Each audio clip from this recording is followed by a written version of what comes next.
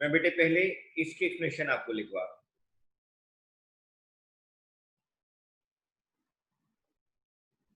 Import increase,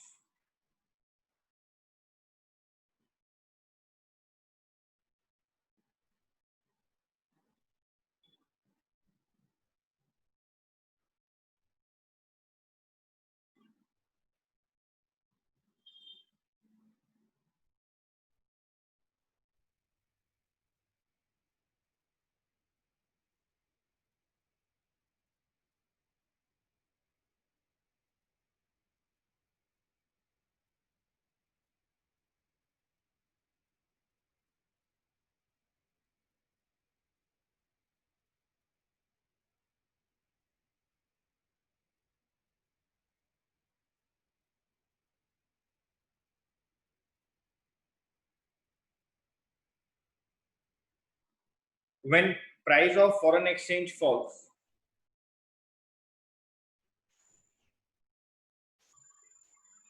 then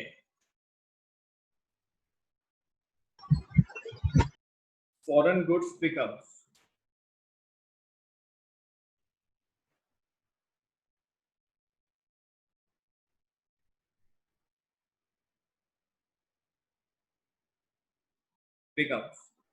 relatively cheaper.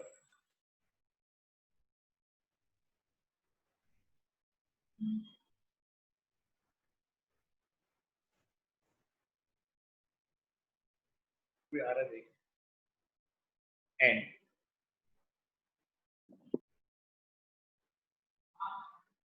it may lead to increase in imports,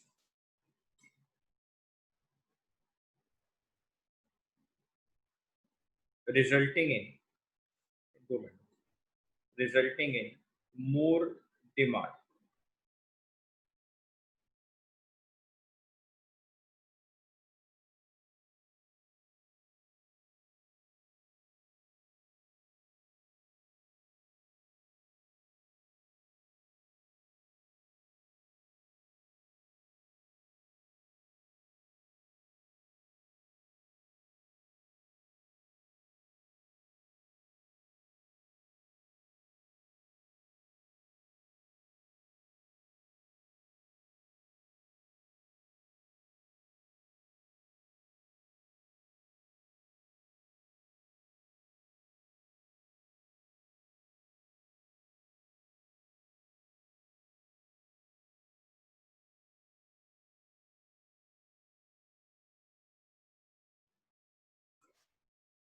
बेटे यहां तक आप लोगों ने लिखा?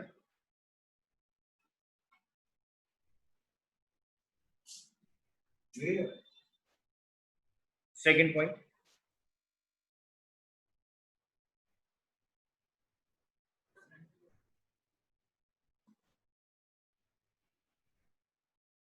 Tourism,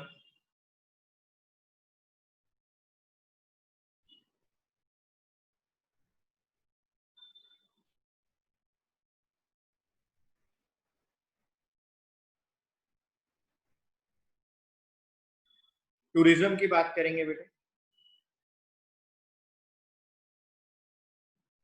fall in price of foreign exchange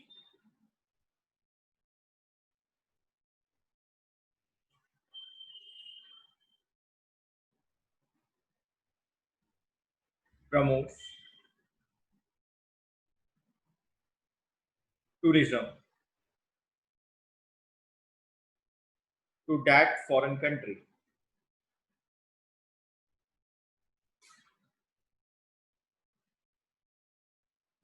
Therefore,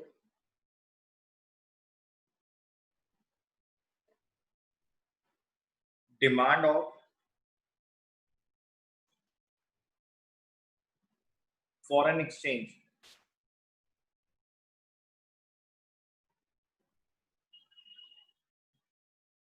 rises. Point number 3,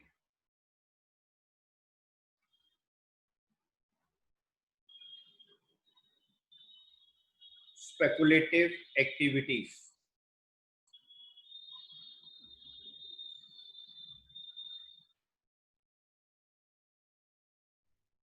Sometimes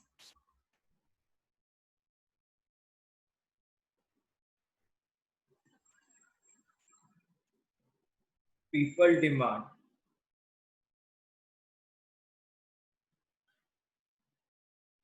more foreign exchange.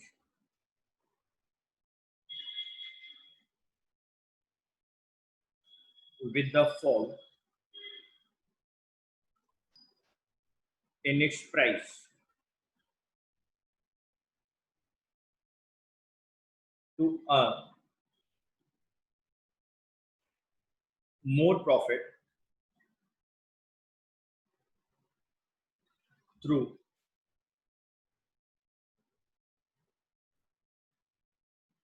speculative activities.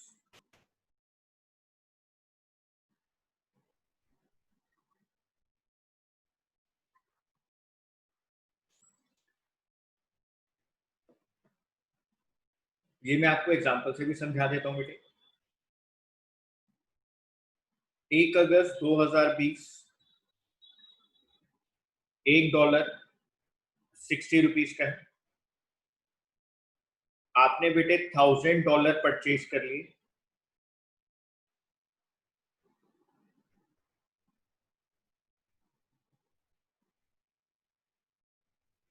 $1000 हो गए बेटे ₹60,000 के।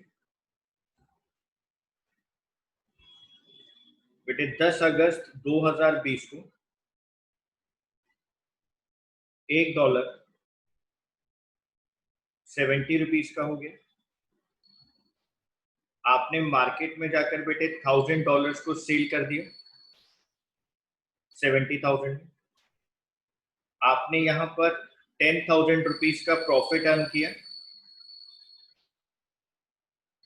Price to earn more profit through speculative activities. जब डॉलर सस्ता होता है तो बेटे आप खरीद लेते हैं, जब महंगा होता है तो मार्केट में बेच देते हैं। इसको कहा जाता है बेटे स्पेकुलेटिव एक्टिविटीज। इसको कहा जाता है speculative activities.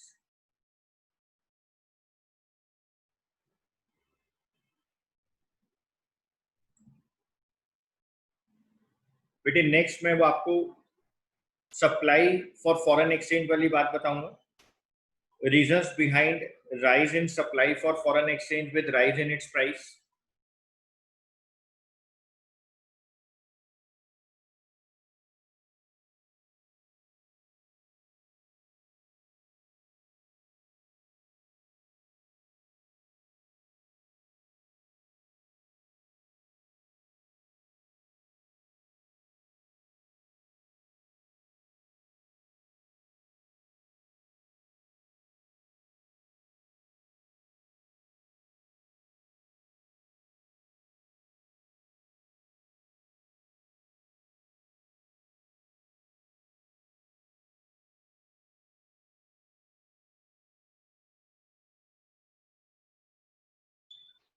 Reasons behind rise in supply for foreign exchange with rise in its price. बेटे वहां फर्स्ट पॉइंट हमने लिखा था एक्सपोर्ट। जब डॉलर महंगा होगा बेटा तो हमारे एक्सपोर्टर्स को फायदा होगा। वो जितने गुड्स बाहर एक्सपोर्ट करेंगे उनके पास ज्यादा पैसा आएगा, क्योंकि डॉलर का रेट इंक्रीज हो चुका है। आप एक्सपोर्ट इंक्रीज करेंगे बेटा।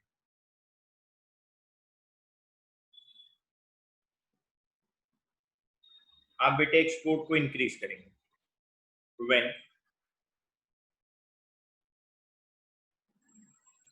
price of foreign exchange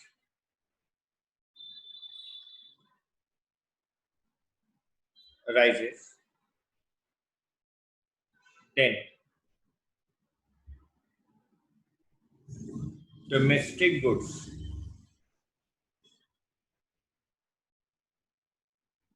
becomes relatively cheaper and it may lead to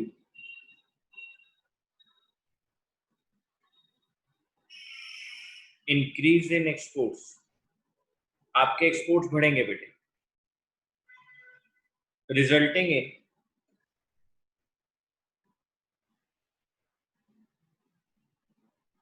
more supply of foreign exchange.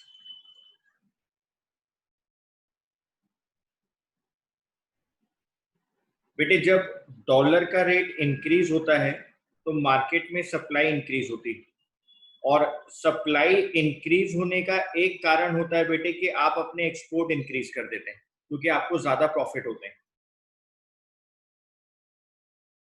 Point number 2, tourism.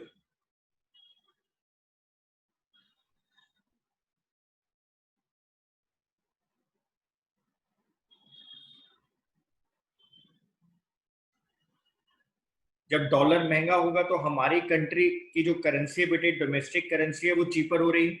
Foreigners कह रहे हैं कि डॉलर महंगा हो रहा है, यानी वो एप्रिशिएट हो रहे हैं, यानी हम लोग तो डेप्रिशिएट कर रहे हैं बेटे. तो जब उनकी नजर में हमारी करेंसी डेप्रिशिएट होगी तो बेटे वो हमारी कंट्री के अंदर आएंगे और टूरिज्म को बढ़ावा देंगे. Rise in price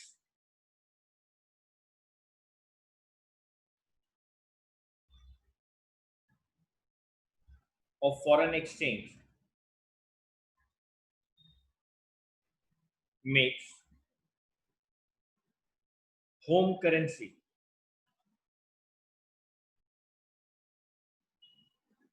cheaper, which attract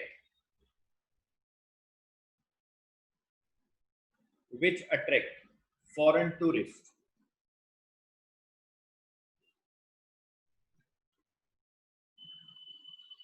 and promotes tourism of home country.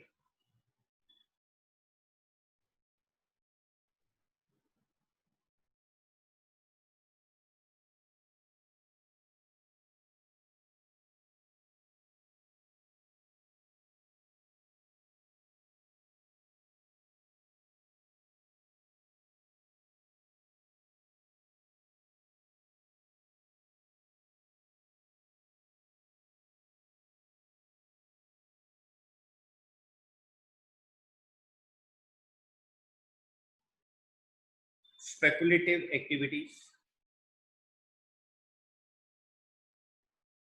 sometimes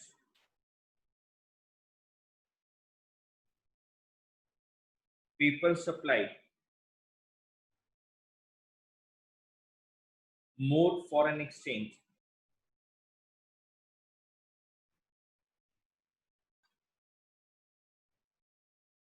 with the rise in its price to earn more profits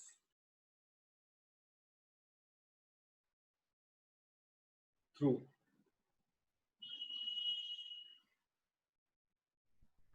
speculative activities.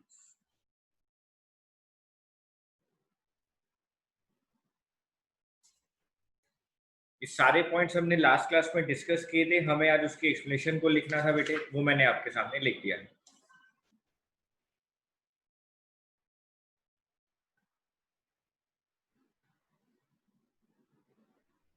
बेटे एक जनरल टॉपिक है और वो सिचुएशन बेस्ड क्वेश्चन होता है जो आपको खुद वहां पे सोचना पड़ेगा. मान लो बेटे मैं आपको कहता हूं, ये हम लोगों को पता है, पॉइंट दिखा देना, अभी करेंगे बेटे, कि डिमांड और सप्लाई ये बेटे जहां पे इंटरसेक्ट होते हैं वहां पे इक्विलिब्रियम आता है, और बेटे प्राइस और क्वांटिटी फिक्स होती है. ये फॉरेन एक्सचेंज का रेट फिक्स हो गया, ये इक्विलिब्रियम. अब बेटे वो आपको ना एग्जाम में सिचुएशन भी दे सकते हैं. वो आपको एग्जाम में क्या सिचुएशन दे सकते हैं, वो आपको ये कह सकते हैं कि supply remains constant.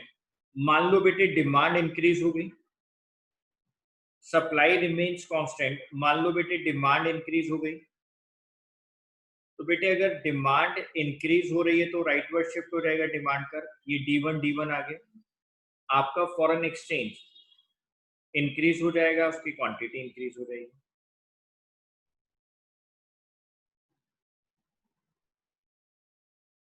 Foreign exchange का रेट इंक्रीज हो जाएगा, क्वांटिटी इंक्रीज हो जाएगी। बेटे मान लो अगर वो सेकंड सिचुएशन दे और आपको कहे कि आपकी डिमांड डिक्रीज हो रही है,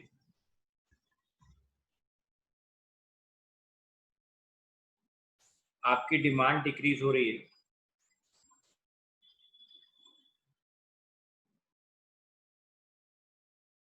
तो उसके अंदर बेटे आपका प्राइस कम हो जाएगा इधर फॉरेन एक्सचेंज का, और क्वांटिटी कम हो जाएगी, नया इक्विलिब्रियम यहाँ पर आ जाएगा। तो अब आप लोग 12th में हैं, 11th क्लास में हम प्राइस डिटर्मिनेशन पढ़ चुके हैं। तो बेटे यहाँ पे वो आपको दो ही सिचुएशन दे सकता है। एक तो मैंने आपके साथ बात कर ली है कि डिमांड इंक्रीज या डिक्रीज होती है। दूसरी सिचुएशन के अंदर वो आपको ये कह सकता है, बेटे दूसरी सिचुएशन में वो आपको ये कह सकता है ये डिमांड है, ये सप्लाई है,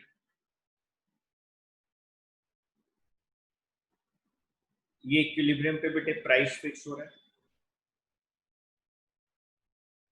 ये इक्विलिब्रियम। या तो बेटे सप्लाई इंक्रीज हो जाएगी, S1 सप्लाई इंक्रीज होगी तो प्राइस कम हो जाएगा, या बेटे सप्लाई डिक्रीज हो जाएगी,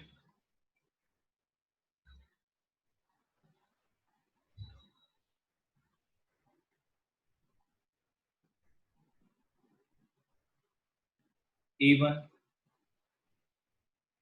E2। यहाँ प्राइस कम हो जाता है, यहाँ प्राइस इंक्रीज हो जाता है। तो बेटे ये दो ही सिचुएशन आपसे एग्जाम में पूछी जा सकती हैं, या तो वो डिमांड को इंक्रीज करवाएगा या डिक्रीज करवाएगा, या वो सप्लाई को इंक्रीज करवाएगा या डिक्रीज करवाएगा।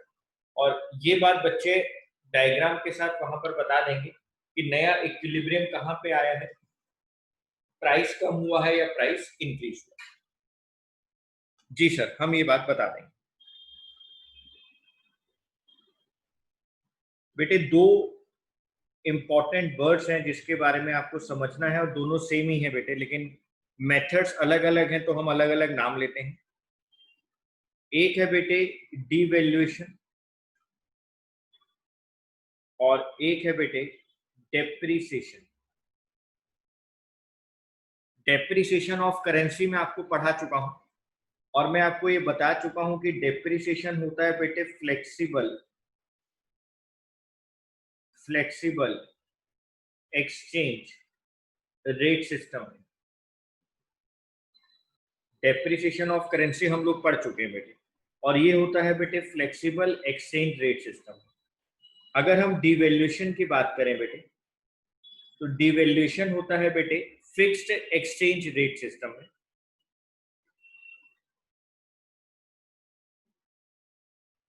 फिक्स्ड एक्सचेंज रेट सिस्टम में होता है। अब आप, मैं इसके सामने जो लिखूंगा इसकी डेफिनेशन, आप बेटे उस बात को अच्छे से जानते हैं। इट मीन्स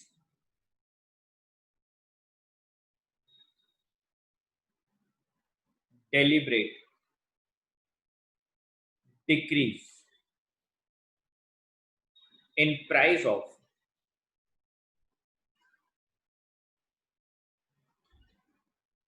domestic currency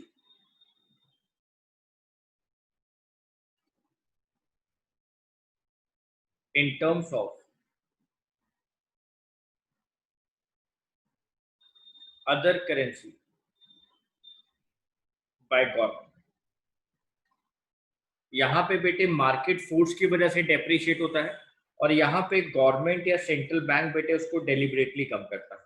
अब ये सिस्टम हमारे को चलना नहीं है बेटा, ये सिस्टम तो मार्केट में है नहीं, तो लेकिन आपको पता होना चाहिए कि devaluation word fixed exchange rate system के लिए होता है, और वहां पे जब गवर्नमेंट या सेंट्रल बैंक डेलिबरेटली बेटे उसको हमारी डोमेस्टिक करेंसी की वैल्यू को कम कर देता है, तो उसको डिवैल्यूएशन कहा जाता है। बच्चे ने कहा था मेरे को कि ऊपर का पॉइंट कुछ रह गया है, तो मैंने यहाँ पे बेटे इसको दिखा दिया है, आप नोट कर लें।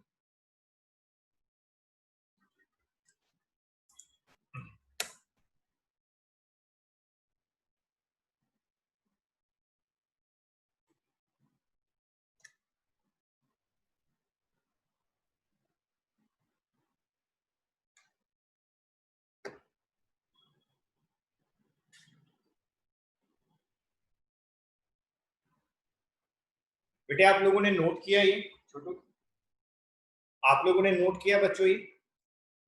Yes, sir. Yes, sir. Yes, sir. बेटे